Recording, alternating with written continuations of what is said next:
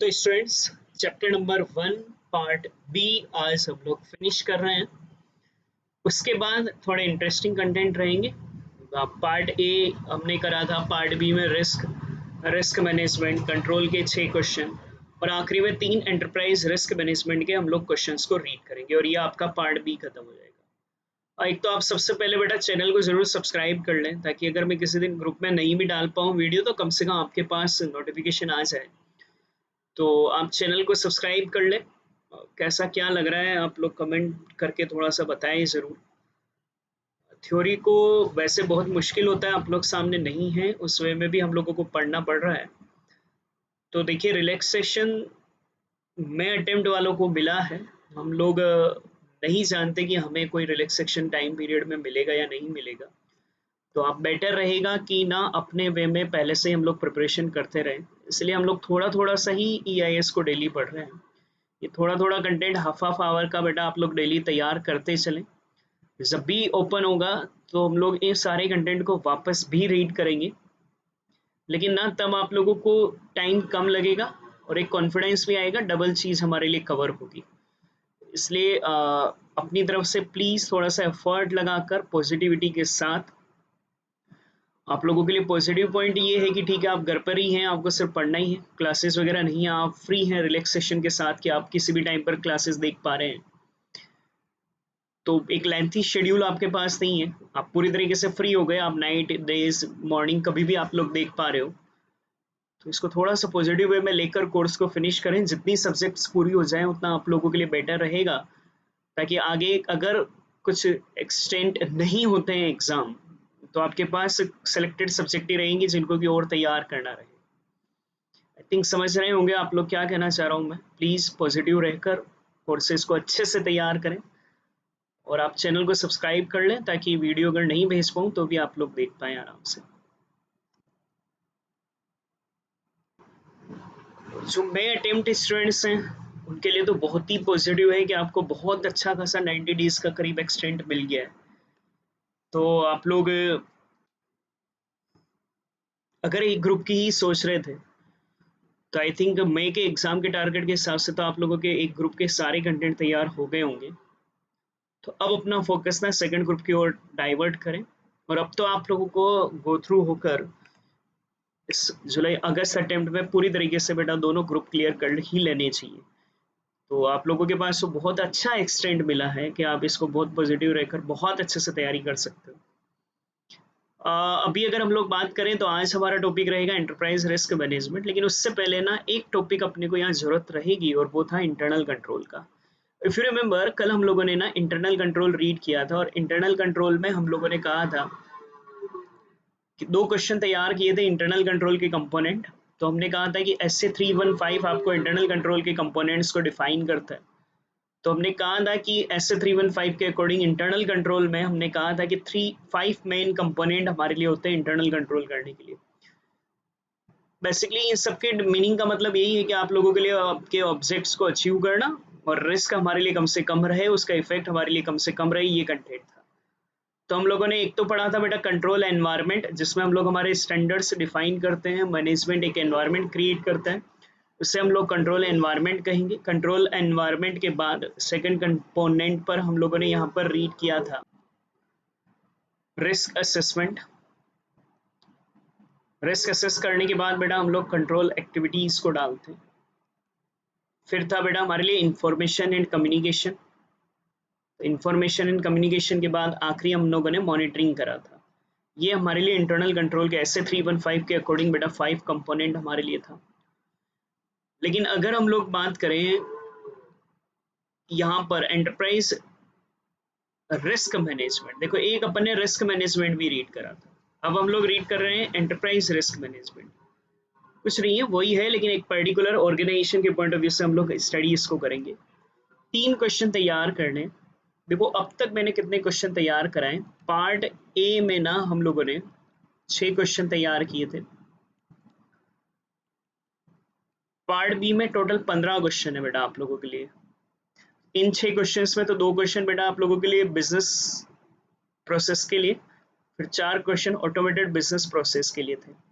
यहाँ अगर हम लोग कहें तो बेटा रिस्क मैनेजमेंट कंट्रोल और एंटरप्राइज रिस्क मैनेजमेंट हमारे लिए था। रिस्क पर 3 क्वेश्चन, एंटरप्राइज रिस्क मैनेजमेंट पर 3, कंट्रोल पर 6 और 3 क्वेश्चन यहाँ पर बेटा आप लोगों के लिए एंटरप्राइज रिस्क मैनेजमेंट से रिलेटेड। तो मैं रिक्वेस्ट करूंगा पहले ना इन 21 क्वेश्चन को बहुत अच्छे से एक बार रिवाइज कर लें, अच्छे से स्टडी कर लें। कल से फिर हम लोग जो पार्ट सी स्टार्ट करेंगे वो आगे थोड़ा सा अलग टॉपिक है, वो ठीक है, वो एक अलग लिंक में आप लोगों के लिए याद हो जाएंगे। इन टॉपिक को थोड़ा सा अलग रखते हुए इन 21 क्वेश्चंस को बेटा आप अच्छे से थोड़ा सा अलग रखकर तैयार कर लें। फिर कल से हम लोग बिजनेस प्रोसेस से रिलेटेड रिस्क वगैरह को पढ़ेंगे, परचेज सेल्स वगैरह, वो कंपैरेटिव इजी है, बस एक लिंक है तो 2-3 दिन में पूरा भी हो जाएगा हमारे लिए। और उसके बाद तो इस चैप्टर में हम लोग बेटा वही आईटी एक्ट पढ़ेंगे, कंपनी एक्ट पढ़ेंगे, तो ये आप पहले भी पढ़ चुके हैं इसलिए वहां भी कोई इश्यू नहीं आएगा। अब एंटरप्राइज रिस्क मैनेजमेंट में 3 क्वेश्चन आएंगे हमारे लिए। एक आएगा बेटा एंटरप्राइज रिस्क मैनेजमेंट का मीनिंग, एक आएगा एंटरप्राइज रिस्क मैनेजमेंट का बेनिफिट और एक आएगा हमारे लिए एंटरप्राइज रिस्क मैनेजमेंट का कंपोनेंट्स। 3 क्वेश्चन तैयार करने। मीनिंग एंड कंपोनेंट में कोई बड़ा इश्यू नहीं रहेगा, एक रहेगा हमारे लिए बेनिफिट के लिए। तो बेटा रिस्क मैनेजमेंट हम लोगों ने रीड किया था, रिस्क मैनेजमेंट क्या था एक बार उसको हल्का सा गो थ्रू कर लेते हैं ताकि ये टॉपिक समझ में आए। रिस्क मैनेजमेंट अगर हम लोग एक बार व्यू करें, हमने रिस्क मैनेजमेंट में भी 3 क्वेश्चन करे थे ना, रिस्क मैनेजमेंट उससे रिलेटेड कुछ टर्म्स थे और रिस्क मैनेजमेंट की स्ट्रेटजी। तो रिस्क मैनेजमेंट में हम लोगों ने कहा था कि एक प्रोसेस है of assessing risk, taking steps to reduce risk to an acceptable level and maintaining that level of risk. Risk management में हमने बोला था कि identifying, measuring and minimising uncertain events affecting resources, उससे हम लोगों ने रिस्क मैनेजमेंट कहा था। अब हम लोग पढ़ रहे हैं बेटा एंटरप्राइज का रिस्क मैनेजमेंट, एक बिजनेस का रिस्क मैनेजमेंट। तो बेटा एक बिजनेस के रिस्क मैनेजमेंट के लिए बेसिकली ना ये मैनेजमेंट डालेगा कौन? तो बेटा ये बोर्ड ऑफ डायरेक्टर्स, हमारे जो मैनेजर्स होंगे, मैनेजिंग डायरेक्टर, टॉप मैनेजमेंट होगा, वो इस मैनेजमेंट को इन्वॉल्व करेगा। बेसिक ऑब्जेक्ट यही होगा बेटा कि वो रिस्क से प्रिवेंट करेंगे, एश्योरेंस हम लोगों को देंगे कि हमारे ऑब्जेक्ट बेटा अचीव हो जाए। ये हमारे लिए कंटेंट यहाँ पर एंटरप्राइज रिस्क मैनेजमेंट का रहेगा। तो ERM में भी डिफाइन, देखो ये जितनी भी डिफिनेशन है अब तक क्या क्या डिफिनेशन आप लोगों के लिए आई है। तो बिजनेस प्रोसेस का डेफिनेशन, ऑटोमेटेड बिजनेस प्रोसेस का डेफिनेशन, रिस्क का डेफिनेशन, रिस्क मैनेजमेंट का डेफिनेशन, असेट्स का डेफिनेशन, वल्नरेबिलिटी का डेफिनेशन, थ्रेट का डेफिनेशन, काउंटर मेजर्स का डेफिनेशन, अटैक का डेफिनेशन, फिर हमारे लिए कंट्रोल का डेफिनेशन, अब हमारे लिए एंटरप्राइज रिस्क मैनेजमेंट का डेफिनेशन। तो इन सारे डेफिनेशनों को मैं भले ही आप लोग कहें तो एक अलग से शीट में दे दूंगा कि सिर्फ डेफिनेशन ही रहेगी, उन डेफिनेशंस को रिव्यू करते चलोगे। अब इस चैप्टर में और कोई डेफिनेशन पॉइंट नहीं रहेगा, ये जो डेफिनेशन कंटेंट थे वो हमारे लिए यहाँ पर फिनिश हो जाते हैं। तो बेटा ERM में भी define as process affected by an entity's board of director, management and other personnel, applied in strategy setting and across the enterprise, designed to identify potential events that may affect the entity and manage risk to be within its risk appetite। अपने level पर बेटा अपने को risk को manage करना, उससे risk appetite बोल रहे हैं। To provide reasonable assurance regarding the achievement of entity objectives. तो ERM क्या हो जाएगा हमारे लिए? ERM में भी define as the process affected, कौन कौन अफेक्ट करेगा? 3 चीजें, affected by an entities board of director, management and other personnel. तो यहाँ तक कहें तो ERM may be defined as a process affected by an entity's board of director, management and other personnel, applied in किसके लिए applied करेंगे? Applied in strategy setting, strategy setting के लिए प्रोसेस रहेगी ये। Across the enterprise, designed to, किसके लिए design की जाएगी? Identify potential events, potential events को आइडेंटिफाई करने के लिए, दैट में affect the entity and manage risk to be within its risk appetite, to provide reasonable assurance regarding the achievement of entity objectives। तो जो हम लोगों ने रिस्क मैनेज करने के लिए टारगेट लिया ना कि विद इन द रिस्क हमारे लिए रहना चाहिए, उसे हम लोग रिस्क एपेटाइट ही कह रहे हैं। हमारा रिस्क झेल पाने की हिम्मत या औकात, उसे हम लोग रिस्क एपेटाइट ही करें, और उसी में हम लोग बेटा अपनी रिस्क को मेंटेन कर पाएं, जिससे कि हमें रीजनेबल एश्योरेंस मिल जाए कि हम हमारा अचीव कर पाएंगे गोल को। तो ERM में भी define as the process that affected by an entity's board of director, management and other personnel applied in strategy setting and across the enterprise, designed to identify potential event, ताकि आप उन potential events को identify कर पाओ that में affect the entity, जो कि हमारे ऑर्गेनाइजेशन को अफेक्ट करेगा, एंड मैनेज रिस्क, रिस्क को मैनेज करने के लिए to be within risk appetite, हमारी जितना लेवल है वहां तक हम लोग उसे मैनेज कर पाए, उससे ऊपर हमारा एक लिमिट से ऊपर रिस्क नहीं पहुंच जाए, उससे नुकसान उससे ज़्यादा ना हो जाए, ताकि हमारे लिए प्रोवाइड करे reasonable assurance regarding the achievement of entities objective. ERM में क्या क्या रहेगा, तो बेटा ERM in business include the method and process used by organization to manage risk and seize opportunity related to the achievement of their objectives। एक बात को ध्यान रखें, जिस चीज में रिस्क ज्यादा होती है ना, उसी में अपॉर्चुनिटीज भी ज्यादा होती है। तो आज इंडिया के लिए कोरोना से रिस्क भी है तो अपॉर्चुनिटी भी है ना, रिस्क भी हाई लेवल पर है तो अपॉर्चुनिटी भी बहुत बड़े लेवल पर है, कि देर में भी ये चांस कि पूरी वर्ल्ड में बेटा ना चाइना को छोड़कर वर्ल्ड इकोनॉमी इंडिया की तरफ शिफ्ट हो जाए। आज भी कई सारे फैक्ट्रीज हैं जो कि चाइना को छोड़कर इंडिया की तरफ बेटा अपना ट्रांसफर लेना चाहते हैं। तो रिस्क के साथ साथ अपॉर्चुनिटी भी हमारे लिए क्रिएट हो रही है। हर एक इवेंट में रिस्क भी रहता है, अपॉर्चुनिटीज भी रहता है। तो हमारे लिए ना हम ये चाहेंगे कि रिस्क को कैसे मैनेज करें और अपॉर्चुनिटी को कैसे सीज करें, मतलब उस अपॉर्चुनिटी का हम लोग किस तरीके से बेनिफिट्स उठाएं, उनके मेथड्स एंड प्रोसेस को हम लोग इसमें इंक्लूड करते हैं। तो ERM में क्या इंक्लूड किया जाता है बेटा, तो मेथड्स एंड प्रोसेस जो कि हम यूज करेंगे मैनेज करने के लिए रिस्क को एंड अपॉर्चुनिटीज को सीज करने के लिए, ताकि हमारा ऑब्जेक्ट अचीव किया जा सके।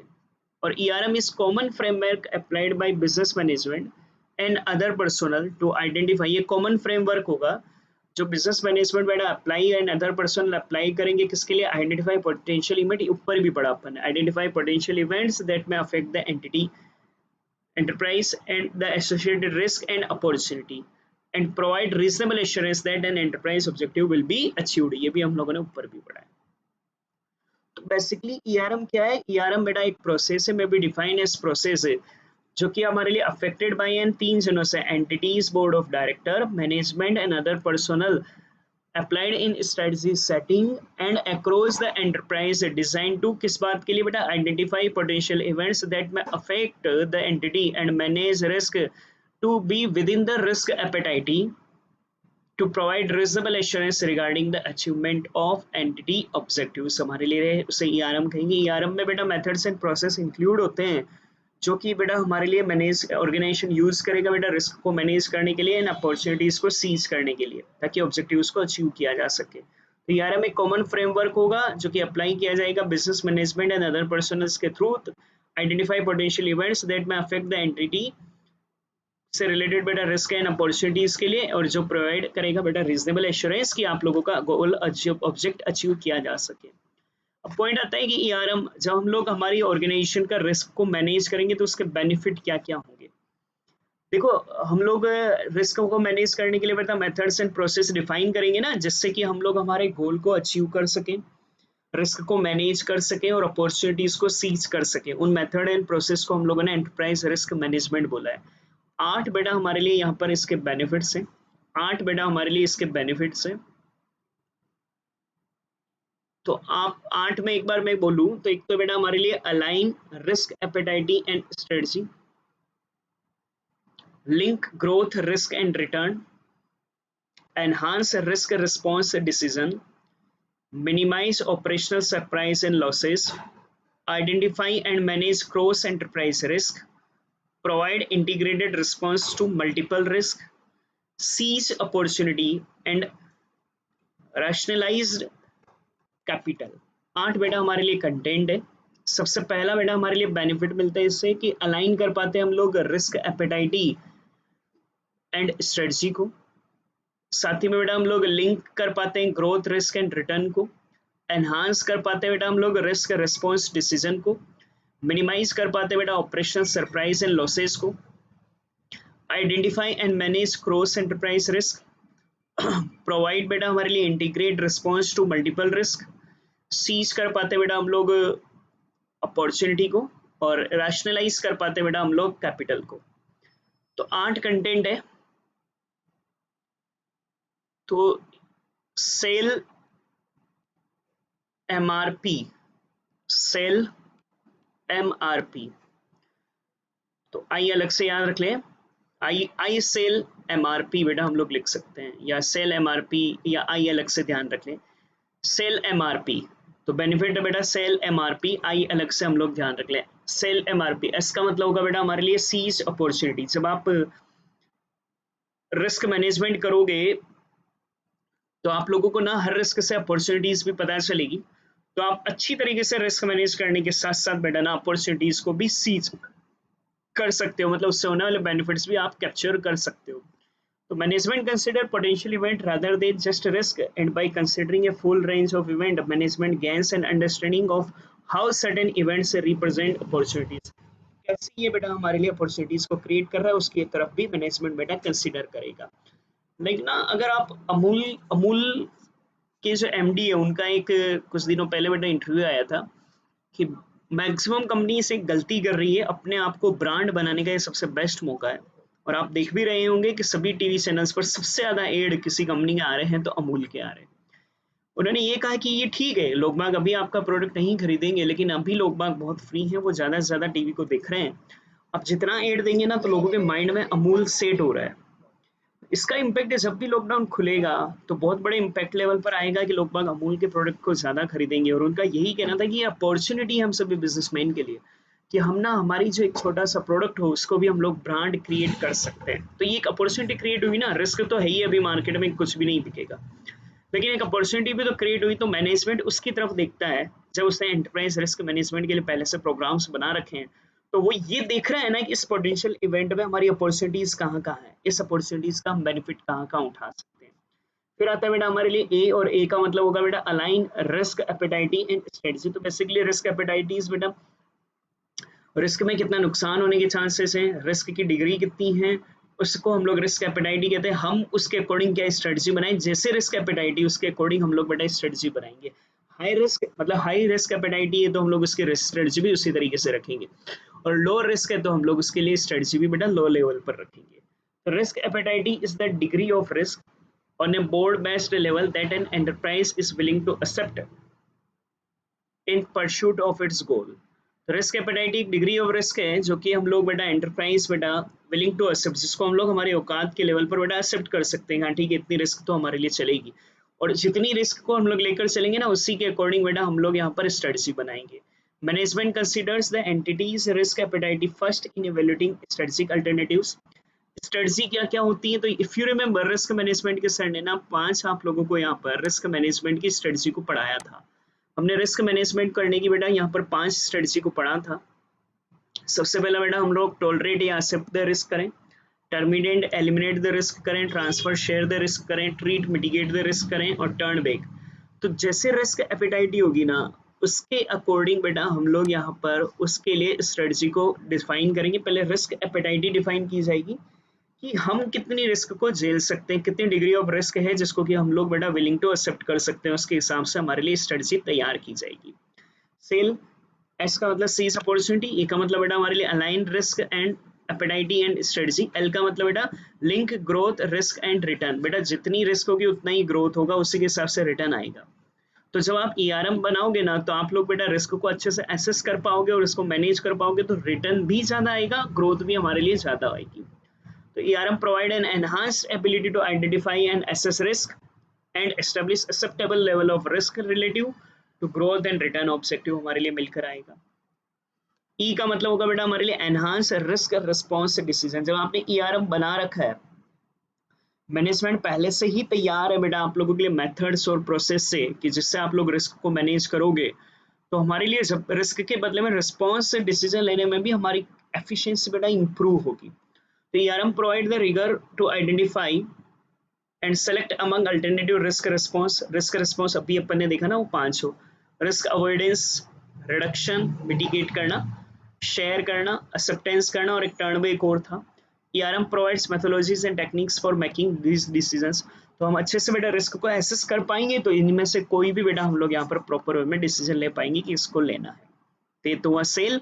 फिर हम लोग लेते हैं MRP। M, minimise operational surprise and losses. जब हम लोग पहले से रिस्क को एक्सेस कर चुके हैं, तो जब रियली में वो रिस्क आएगी, वो इवेंट हमारे लिए होगा, तो हम लोग ना सरप्राइज नहीं होंगे और आराम से बेटा हम पहले से प्रिपेयर है। भाई आग लगा, हमने पहले से रिस्क को एसेस कर रखा था कि रिस्क आग अगर लगेगा तो हम इसे कैसे मैनेज करेंगे। अगर कभी फायर लग जाए हमारे ऑर्गेनाइजेशन में, तो हमें सरप्राइज नहीं होगा। हमने जो प्रोग्राम बना रखा होगा पहले से, उसके लिए बेटा आइडेंटिफाई कर रखा होगा कि हम लोग इस तरीके से रिस्पॉन्स करेंगे, उसमें हमें रिस्पॉन्स कर कर लॉस हमारे लिए कम से कम रह जाएगा। तो entities have enhanced capability to identify potential event. ERM से हमारी कैपेबिलिटी बढ़ जाती है बेटा आइडेंटिफाई करने की, एसेस रिस्क करने की and establish response, thereby reducing the occurrence of surprise and related cost or loss। तो जब भी ये चीज हैपन होगी, हम आसानी से इसको मैनेज कर पाएंगे, लॉस हमारे लिए कम होगा। R, rationalise capital. हम उसी हिसाब से ना कैपिटल को लगाएंगे, जिससे रिस्क ज्यादा है उस पर ज्यादा पैसा लगाएंगे, जिससे रिस्क कम है बेटा उस पर कंट्रोलिंग पर कम लगाएंगे। इसको राशनिंग करना हम लोग कह सकते हैं। More robust information on an entity's total risk allow management to more effectively assess overall capital needs and improve capital allocation। तो हम बेटर वे में बेटा कैपिटल की नीड्स को मैनेज कर पाएंगे और कैपिटल को एलोकेट कर पाएंगे। पी का मतलब बेटा provide integrate response to multiple risk. बहुत सारे रिस्क, जैसे आज कोरोना के साथ साथ बहुत सारे रिस्क आ रही है ना, मल्टीपल रिस्क है बेटा। हमारे लिए भुखमरी एक रिस्क है, हमारे लिए अनएम्प्लॉयमेंट अपने आप में एक रिस्क है, किस तरीके से इकोनॉमी को हम लोग रीबूस्ट करें, ये अपने आप में एक बहुत बड़ा रिस्क है। तो हमारे लिए जब ERM बना रखा होगा ना, तो हम लोगों के लिए सब इंटीग्रेटेड रहेगी एक दूसरे के साथ, जिससे हम लोग इन मल्टीपल रिस्क को भी बहुत आसानी से मैनेज कर पाएंगे। आग लगना एक रिस्क तो हो गया, उसको तो मैनेज करना सीख लिया, लेकिन आग लगते ही बेटा उसके साथ बिजनेस पर जो इम्पैक्ट आएगा वो भी तो बेटा हम लोगों को स्टडी कर कर इंटीग्रेट कर कर मैनेज करना रहेगा। तो ERM हमको ये फैसिलिटी भी प्रोवाइड करता है। Business process carry many inherent risk and ERM enable integrated solution for managing the risk. इन सब के लिए बेटा आप लोगों को रिस्क को मैनेज करने की फैसिलिटी देता है। Last, I, identify and manage cross enterprises risk. तो यहाँ आप लोग एक दूसरे एंटरप्राइज के बारे में भी नॉलेज लेकर बेटा, every entity faces A myriad of risk affecting different parts of the enterprise. Management needs to not only manage individual risk but also understand interrelated impact। एक दूसरे पर क्या इम्पैक्ट पड़ेगा उनको भी बेटा क्रॉस एंटरप्राइज रिस्क को हम लोग मैनेज कर सकते हैं। कितने बेनिफिट है बेटा हमारे लिए? 8 बेनिफिट है। सेल, MRP, आई याद रखना है। एस का मतलब बेटा सीज अपॉर्चुनिटी। तो मैनेजमेंट बेटा पोटेंशियल इवेंट में सिर्फ रिस्क को ही नहीं देखता, अपॉर्चुनिटीज को भी देखता है कि वो किस तरीके से इनसे हमारे लिए अपॉर्चुनिटीज मिल पा रही है। ए का मतलब बेटा हमारे लिए अलाइन कर पाते हैं हम लोग रिस्क एपेटाइटी एंड स्ट्रेटजी को। रिस्क एपेटाइटी का मतलब बेटा जो विलिंग टू एक्सेप्ट है हमारे लिए, उन्हें हम लोग बेटा रिस्क एपेटाइटी कहेंगे। उसी के अकॉर्डिंग हम लोग स्ट्रेटजी जो जो है अलग अलग अल्टरनेट की, उसके बाद हमारे लिए डिफाइन होता है। पहले रिस्क एपेटाइटी डिफाइन होती है कि हम कितनी एक्सेप्ट कर सकते हैं, उसके अकॉर्डिंग बेटा हमारे लिए स्ट्रेटजी डिफाइन होती है। एल का मतलब रहेगा बेटा link, growth, risk and return. तो ERM प्रोवाइड करता है आपको अच्छे से रिस्क को एसेस कर सकते हो, इससे हमारे लिए लेवल ऑफ रिस्क के रिलेटिव बेटा हम ग्रोथ एंड ऑब्जेक्टिव्स को बेटा अचीव कर सकते हैं। ई का मतलब होगा बेटा एनहांस रिस्क रिस्पॉन्स डिसीजन। जब आपको बेटा अच्छे तरीके से आइडेंटिफाई कर पाते हो तो स्ट्रेटजी जो है अलग अलग स्ट्रेटजी 5 है बेटा हमारे लिए। अवॉइडेंस करना, रिडक्शन, शेयरिंग, एक्सेप्टेंस और टर्न बैक, हम लोग उसी के अकॉर्डिंग बेटा किसी भी एक टेक्निक्स को अचीव कर पाते हैं। फिर आता है बेटा MRP, मिनिमाइज कर पाते हैं बेटा हमारे लिए सरप्राइज। हम लोग पहले से आइडेंटिफाई कर पा रहे हैं पोटेंशियल इवेंट को, असेस कर पा रहे हैं रिस्क को, तो हम लोग उसके लिए रिस्पॉन्स भी एस्टेब्लिश कर पाते हैं, जिससे हमारे लिए लॉस बेटा जब भी ये इवेंट होगा तो हमारे लिए लॉस कम से कम आएगा। आर का मतलब बेटा हमारे लिए रैशनलाइज कैपिटल। तो ERP से ना बेटा मैनेजमेंट बहुत इफेक्टिवली बेटा कैपिटल की नीड्स को एसेस कर पाता है और साथ ही में बेटा हमारे लिए कैपिटल एलोकेशन इंप्रूव होते हैं। पी प्रोवाइड करता है बेटा इंटीग्रेटेड रिस्पांस। सब में इनहेरेंट बहुत सारे रिस्क होती है, MRP बेटा हम लोगों को इन सभी रिस्क को मैनेज करने की फैसिलिटी देता है। लास्ट आई बेटा हम लोग अच्छे से आइडेंटिफाई कर पाते हैं कि सिर्फ इंडिविजुअल रिस्क की ही नहीं, इंटर रिलेटेड क्या इनके इम्पैक्ट आएंगे, हम लोग उनको भी मैनेज कर पाएंगे। आखिरी क्वेश्चन, और ये कोई नया नहीं है, हमने कल भी पढ़ा है। ERM के फ्रेमवर्क के बोले तो ERM के कंपोनेंट्स कौन कौन से, इसको हम लोग कंपोनेंट्स ऑफ ERM भी बोल सकते हैं। तो इंटरनल कंट्रोल के 5 कंपोनेंट थे ना, वो 5 कंपोनेंट तो यहाँ भी आएंगे। इंटरनल कंट्रोल के 5 कंपोनेंट क्या क्या थे, इफ यू रिमेम्बर, तो हमने कहा था कंट्रोल एनवायरनमेंट, फिर हम लोगों ने बेटा रिस्क असेसमेंट पढ़ा था, रिस्क असेसमेंट करा था। फिर हम लोगों ने कहा था कंट्रोल एक्टिविटीज, फिर इंफॉर्मेशन एंड कम्युनिकेशन, फिर मॉनिटरिंग। ये तो थे इंटरनल कंट्रोल के कंपोनेंट। इसमें 3 कंपोनेंट और जोड़ दूं ना तो ये तो सब आएंगे ही आएंगे। इसके अलावा मैं 3 चीजें क्योंकि मैनेज कर रहे हैं ना यहाँ पर, एंटरप्राइज रिस्क मैनेजमेंट के टोटल मिलाकर 8 कंपोनेंट बेटा हमारे लिए हो जाएंगे। 8 कंपोनेंट हम, ये 500 रहेंगे, 3 और आ जाएंगे तो 8 कंपोनेंट हो जाएंगे। अब क्या क्या, इंटरनल एनवायरनमेंट वही जो हम लोगों ने बेटा कल कंट्रोल एनवायरनमेंट पढ़ा था। फिर वहां रिस्क असेसमेंट करा था, उससे पहले बेटा 2 चीजें, एक ऑब्जेक्टिव सेटिंग्स और एक इवेंट आइडेंटिफिकेशन। क्योंकि ऑब्जेक्टिव सेट करोगे ना, उन्हीं को तो अचीव करने के लिए मैनेज हम लोग कर रहे हो। तो ऑब्जेक्टिव सेटिंग, इवेंट आइडेंटिफिकेशन, फिर रिस्क असेसमेंट, फिर रिस्क का रिस्पॉन्स। रिस्पॉन्स करने की अलग अलग स्ट्रेटजी, वो 5 उसके अकॉर्डिंग हम लोग रिस्पॉन्स करेंगे। बाकी वही कंट्रोल एक्टिविटीज कल भी पढ़ा था, इंफॉर्मेशन कम्युनिकेशन कल भी रीड किया था, मॉनिटरिंग हम लोगों ने कल भी रीड किया था। तो बेटा हमारे लिए इंटरनल कंट्रोल के 5 बेटा हमारे लिए यहाँ पर कंटेंट थे, लेकिन हमारे लिए ERM के 8 कंपोनेंट्स बेटा हमारे लिए रहेंगे।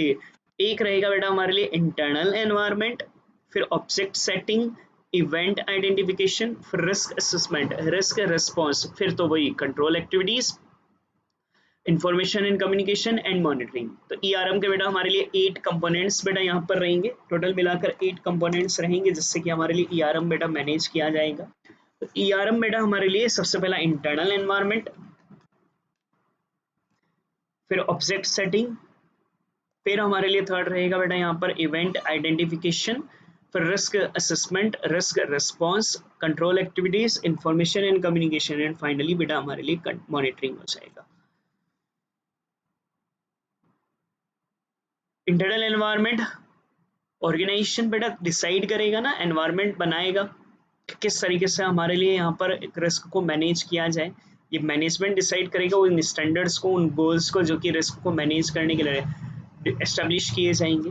तो the internal environment encompasses the turn of an organization and set the basis for how risk is viewed।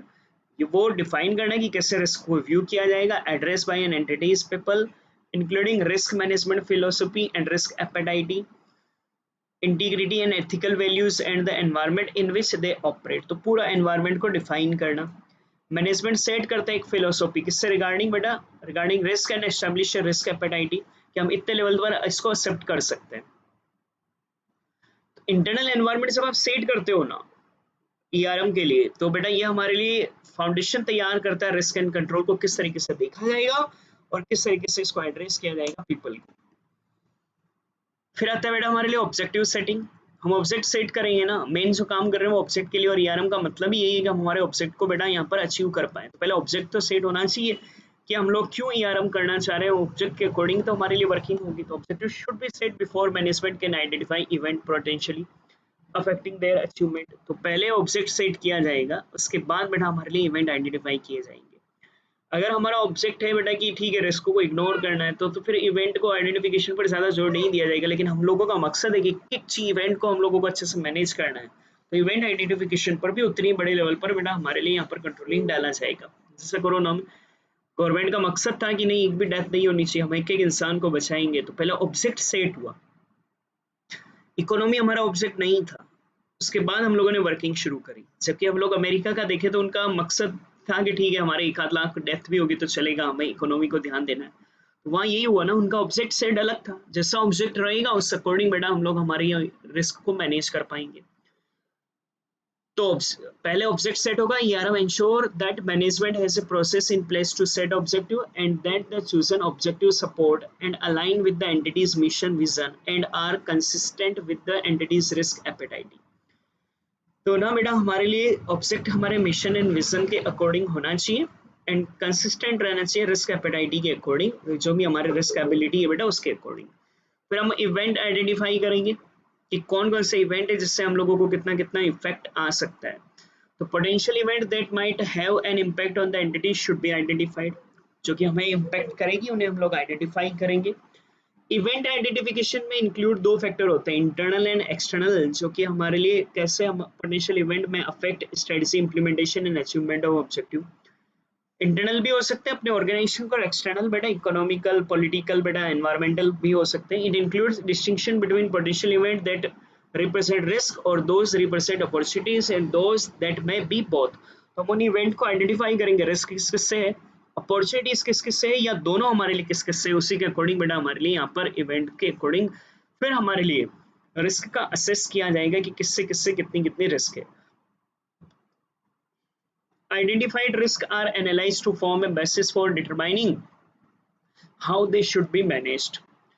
तो ये हम लोग देखेंगे कि कैसे हम उसे मैनेज करेंगे। Risk are associated with related objective that may be affected, जो कि आप लोगों के लिए ऑब्जेक्टिव अफेक्ट करेगा। Risk are assessed on both an inherent and a residual basis, एक तो जो हमारे ऑर्गेनाइजेशन में है ही, और एक रेजिडुअल बेसिस भी कहा था ना हम लोगों ने कि इसको एक्सेप्ट करना ही पड़ेगा, रेजिडुअल रहेगा ही रहेगा। हम लोग इसके लिए कोई स्ट्रेटजी बना भी रहेंगे तो भी हमारे लिए रिस्क तो आएंगी आएंगी। फिर आता है बेटा हमारे लिए risk response.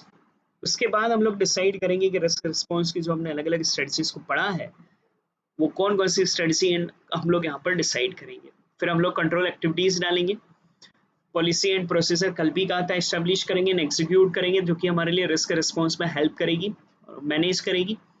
Information and communication, ये कल भी कहा था हम लोगों ने लिए कि इन्फॉर्मेशन एंड कम्युनिकेशन डाला जाएगा, इन्फॉर्मेशन डाली जाएगी। इन्फॉर्मेशन आप लोगों के लिए इंटरनल भी होगी और एक्सटर्नल भी बेटा हमारे लिए होगी, और कम्युनिकेट बेटा हमारे लिए इन्फॉर्मेशन किया जाएगा। तो relevant information is identified, captured and communicate in a form and time frame that enable people to carry out their responsibilities, ताकि लोग बाग अपनी रिस्पॉन्सिबिलिटीज को कैरी आउट कर पाए। Information is needed at all level of entity for identifying, assessing and responding to risk, ताकि वो risk identify कर पाए, एसेस कर पाए और रिस्क के बदले में रिस्पॉन्ड कर पाए। Effective communication also should occur in A border sense, following down, कल भी पढ़ा था ये अपन ने, across and up the entity, ये हमारे लिए वो कोई कंटेंट लिखोगे तो भी चलेगा। फिर मॉनिटरिंग, इन सबको हमें मॉनिटरिंग भी करना पड़ेगा। अगर कोई कमी है ईआरएम प्रोसेस में तो हम लोग उसे दूर करेंगे, क्योंकि ना ये डायनेमिक होता है, ये हमने पहले भी कहा था, ये एक ही जैसी प्रोसेस नहीं होती है, डायनेमिक प्रोसेस होती है कंट्रोलिंग का बेटा, जो कि हमारे लिए गो थ्रू चलता रहेगा, अलग अलग पर अलग अलग कंट्रोल हम लोगों को डालने पड़ते हैं। So the entire ERM process should be monitored and modification made as necessary. In this way, the system can react dynamically, changing as condition warrant. जैसा कंडीशन के लिए रिक्वायर्ड होगा हम वैसा इसमें चेंज करेंगे। Monitoring is accomplished through ongoing management activities, separate evaluation of the ERM process or a combination of the both. तो कैसे मॉनिटरिंग की जाती है, ये कल भी था बेटा, ऑनगोइंग भी कर सकते हैं, सेपरेट इवैल्यूएशन भी कर सकते हैं, या उन दोनों का कॉम्बिनेशन भी कर सकते हैं। तो कल वाला टॉपिक ही लिख दोगे इन 500 में तो भी चलेगा, आप बाकी के 3 के लिए अलग से ध्यान रख लें। तो देखो ये पार्ट बी खत्म होता है, मैं ना आज आपको इसके भी नोट्स भेजूंगा और पार्ट बी भी पूरा मर्ज करके दे दूंगा, ताकि आपका पार्ट ए तो मैंने पहले ही मर्ज करके दे रखा है, ये पार्ट बी और आपका मर्ज होकर आ जाएगा। पहले तो ईआरएम कहा था, तो ईआरएम में भी define as a process affected by entities, board of director, management and other personnel, applied in strategy setting and across the enterprise, designed to identify potential events that may affect the entity and manage risk to be within its risk appetite to provide reasonable assurance regarding the achievement of entity objective। यहाँ तक ध्यान रख लो, ये नहीं भी रखोगे तो चलेगा, ये पैराग्राफ ध्यान रख लो ईआरएम का। बेनिफिट 8 बेटा सेल एमआरपीआई, एस का मतलब बेटा सीज अपॉर्चुनिटी, ए का मतलब बेटा align risk appetite and strategy, L का मतलब बेटा link growth risk and return, E का मतलब enhance risk response decision, MRP minimise operational surprise and losses, R का मतलब होगा बेटा रैशनलाइज कैपिटल, पी होगा provide integrated response to multiple risk, I identify and manage cross enterprise risk. 8 बेटा हमारे लिए कंपोनेंट ईआरपी के होते हैं, 5 तो वही 3 एक्स्ट्रा, बाकी के 5 के लिए तो एक ही जगह पैराग्राफ याद रख लो, वही रख लोगे तो भी चलेगा, 3 एक्स्ट्रा यहाँ पर आपने ध्यान रखने हैं। तो बेटा हम लोग यहाँ पर इंटरनल एनवायरनमेंट, जो आपने वो कंट्रोल एनवायरनमेंट कहा था, इंटरनल एनवायरनमेंट, फिर ऑब्जेक्ट सेटिंग, देन बेटा event identification, risk assessment, risk response, then control activities, information and communication and monitoring, ये आपका पार्ट बी फिनिश होता है। तो प्रिपेयर करें, कल से हम लोग पार्ट सी स्टार्ट करते हैं।